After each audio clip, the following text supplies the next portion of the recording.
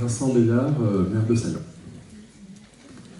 Christine Seux, élue jeunesse, mais aussi citoyenne. Tristan Réchid, membre du Conseil des sages.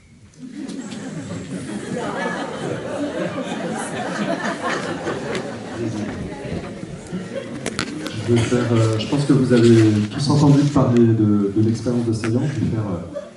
peut-être. Non, peut-être pas. Ah, peut-être pas. Alors, je vais faire une synthèse historique assez synthétique. Vous pourrez nous rencontrer après pour effectivement parler vraiment de ce qu'on vit au quotidien.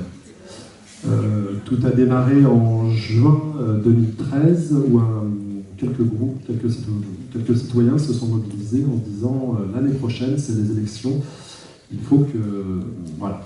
Qu'est-ce qu'on fait? Qu'est-ce qui va se passer? Hop, on a laissé ça de côté, on a laissé passer l'été, puisque l'été c'est très agréable à Saillant, ville touristique, petit village touristique, 1200 habitants, dans le cœur de la Drôme, vallée de la Drôme. Et donc, en septembre, on s'est retrouvés, on a commencé des petites réunions, donc il y a 10, 20, 30, et puis 40. Une quarantaine de personnes se sont regroupées, et un petit peu, on définit un petit peu quels devaient être les socles un petit peu de l'idée qui émergeait de proposer autre chose. Donc on est parti d'un constat, c'était qu'il y avait une sorte d'obscurantisme par rapport au projet municipal, de ce qui se passait dans notre commune. Donc on n'avait aucune information. D'autre part, on n'était jamais concerté. Et puis ensuite, voilà, manque de transparence, pas de concertation et des projets qui tombaient un peu du ciel.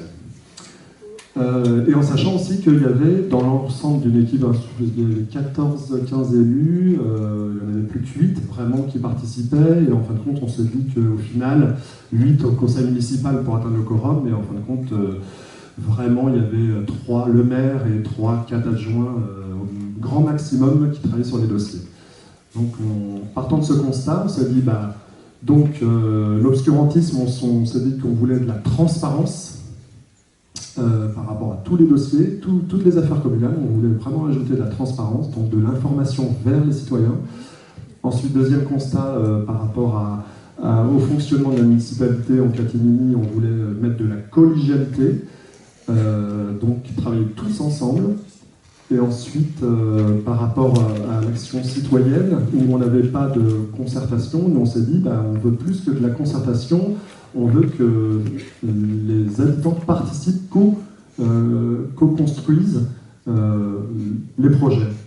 Et en fin de compte, on a même été plus loin parce qu'on est parti sans projet, on n'avait absolument aucun projet, aucune ambition politique, il n'y avait pas de tête de liste, on était simplement un groupe. Et au fur et à mesure, on s'est dit, tiens, on va lancer les habitants, on a misé sur l'intelligence citoyenne, on s'est dit, mais les habitants, on est sûr qu'ils ont plein d'idées.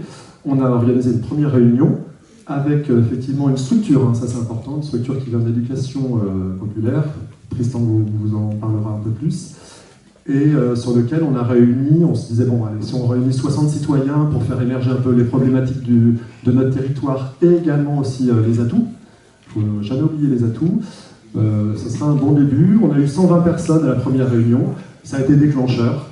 Et au fur et à mesure, on a fait donc 3 réunions participatives avec au fur et à mesure des inscriptions. Est-ce que vous voulez continuer les commissions? Est-ce que vous voulez donner des coups de main ponctuels? Ou est-ce que vous voulez vous inscrire sur une liste pour les futures élections?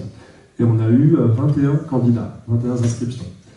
Voilà, donc au fur et à mesure, on a construit ces 21 candidats, on construit un petit peu l'idée de cette gouvernance, toujours avec ce petit groupe de 40 personnes qui tournaient autour, dont on faisait partie.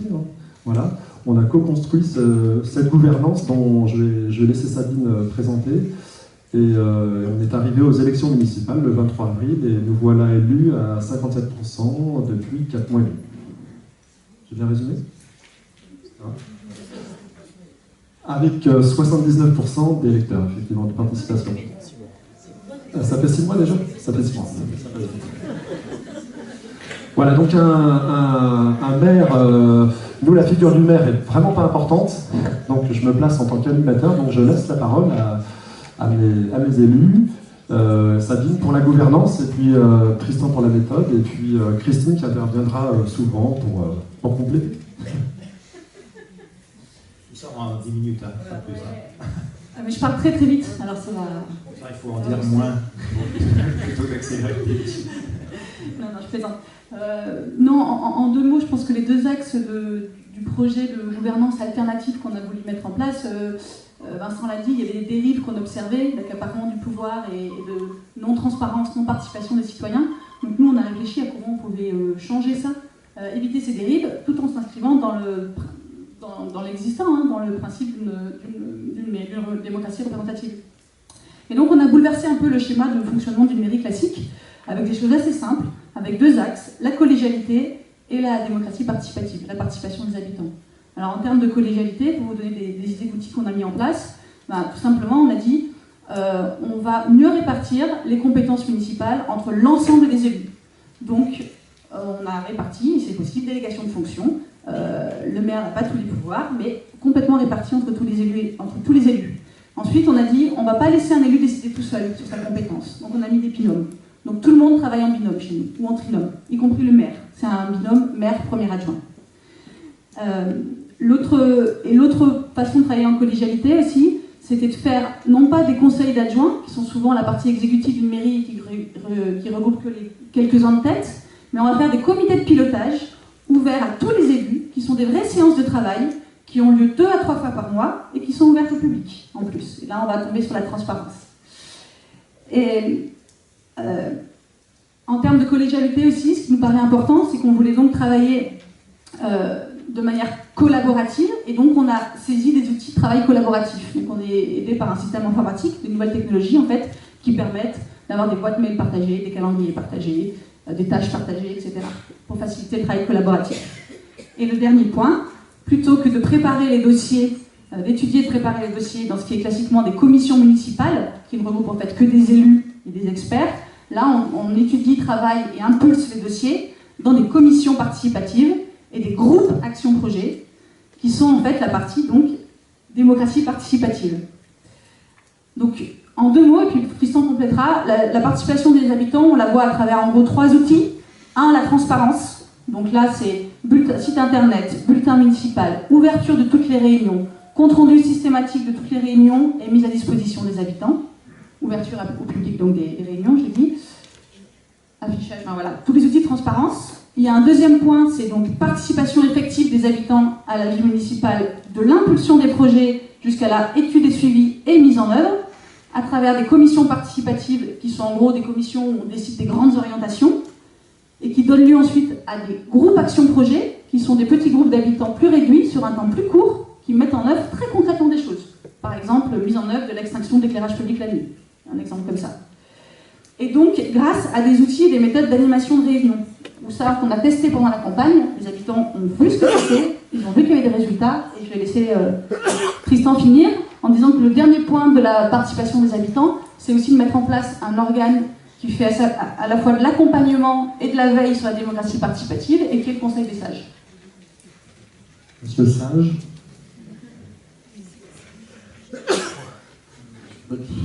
En 3 minutes, je ne vais pas vous dire grand-chose, du coup, il faudra venir nous voir tout à l'heure, pendant le Zoom.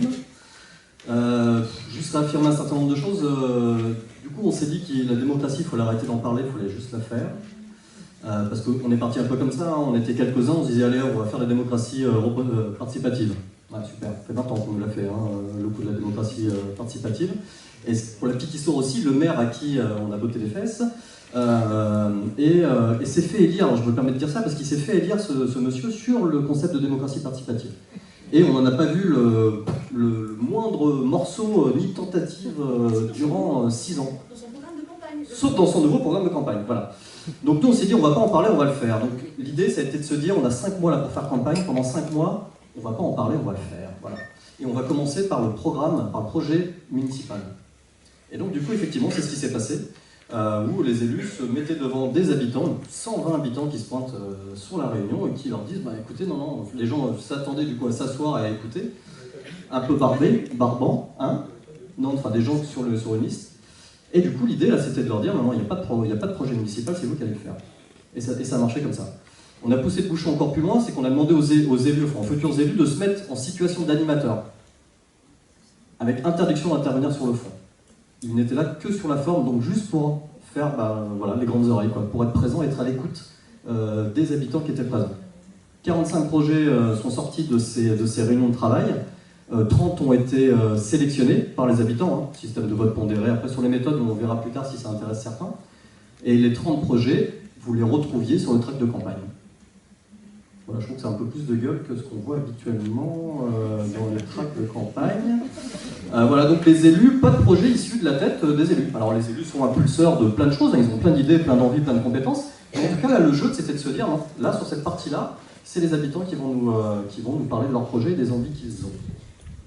Et du coup, depuis cet exercice de 6 mois de campagne, du coup, maintenant, on va le vivre pendant 6 ans.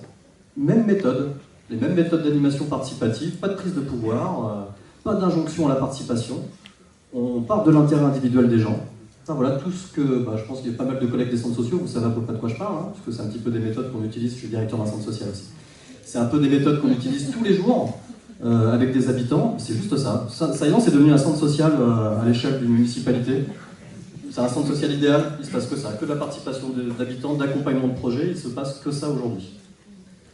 Conseil des sages, c'est un nom complètement pourri, ça n'a rien à voir avec du coup ce qu'on fait. Tapez Conseil des sages sur un site internet, vous verrez, ça n'a rien à voir, enfin, c'est plutôt des clubs d'anciens qui c'est très intéressant. Hein. Quand je dis que c'est pourri, c'est que ça ne représente pas du tout ce qu'on fait. Mais c'est en général des clubs d'anciens qui détiennent un peu la mémoire et l'héritage de leur village ou de leur quartier. Donc c'est éminemment intéressant, mais nous on ne détient rien du tout. Hein. Moi je suis saillant depuis pas si longtemps que ça. Voilà, j'ai plus de 40 ans. Et alors du coup le Conseil des sages, en 3 mots, c'est une veille citoyenne sur le concept de démocratie participative. On n'intervient jamais sur le fond des dossiers, c'est pas notre problème. Par contre, on est vigilant à ce que la démocratie, j'en ai marre de ce mot d'ailleurs. Alors moi je parle plus de démocratie participative, si on en est d'accord, on va plutôt parler de développement du pouvoir d'agir des habitants. Voilà, développement du pouvoir d'agir des habitants. Voilà. La participation n'étant qu'un moyen de développer le pouvoir d'agir des habitants. Donc ça c'est autre chose. Mais du coup voilà, donc nous on traîne nos oreilles un peu partout, on va dans les conseils municipaux, dans les comités de pilotage, dans les commissions participatives, dans les groupes actions de projet, on se traîne de partout et du coup on est alerte sur ces questions-là. Et si à un moment donné on estime qu'une décision a été prise trop vite ou va se prendre trop vite, eh bien on interpelle nos élus avec bienveillance, douceur et méthode pour les accompagner en leur disant écoutez, là il me semble que la décision s'est prise un peu vite, on essaie de comprendre pourquoi et on propose des méthodes pour que les décisions du coup se prennent de manière participative. Merci.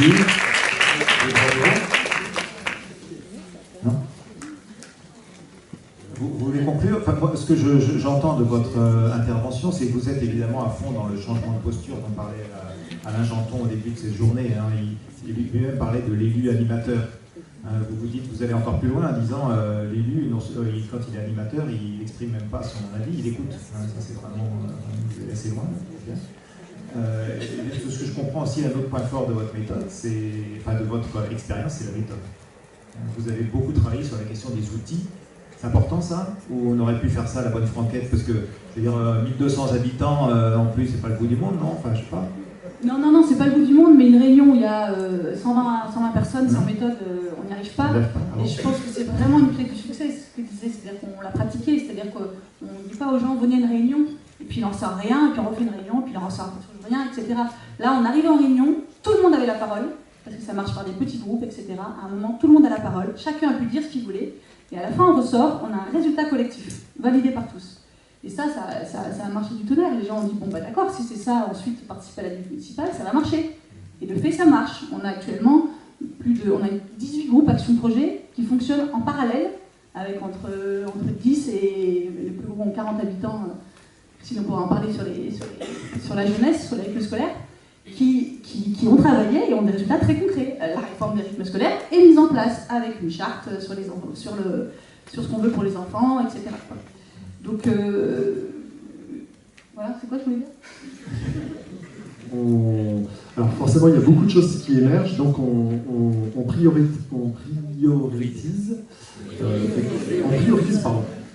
effectivement les actions, donc par des votes pondérés. Donc la parole n'est jamais, on n'élimine jamais aucun projet, jamais aucune parole. Tout est affiché, tout est dans les comptes rendus. Par contre, effectivement, on hiérarchise les actions par des votes pondérés.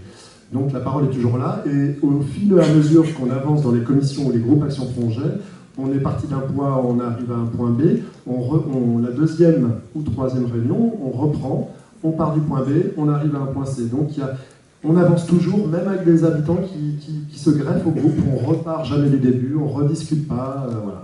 Donc on avance toujours.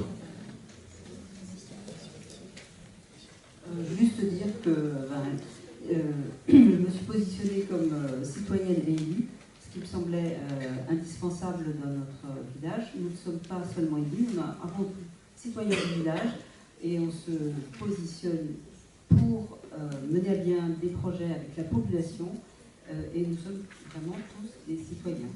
Donc ça c'est un point qui nous semble prépondérant.